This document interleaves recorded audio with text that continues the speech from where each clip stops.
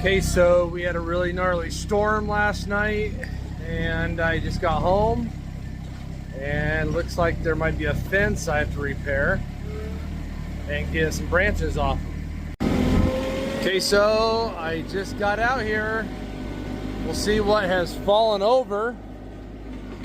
The only thing I can see so far is this corner here, and it does look like a old tree, maybe some branches fell, but we'll see.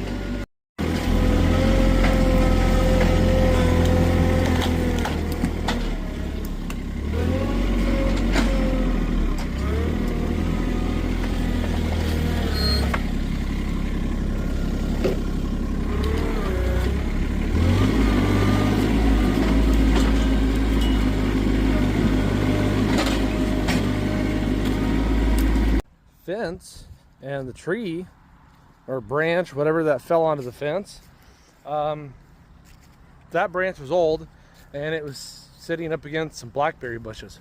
So really, this time it was pretty good escaping the winds, man. They were blowing hard last night. So until next time, I'm just gonna clean up a couple things out in the pasture.